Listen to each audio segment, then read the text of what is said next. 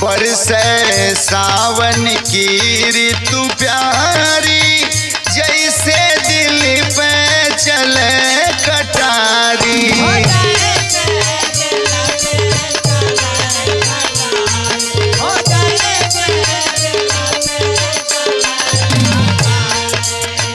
बरसे सावन की ऋतु प्यारी, जैसे दिल पे चले कटारी हो, जैसे दिल पे चले कटारी।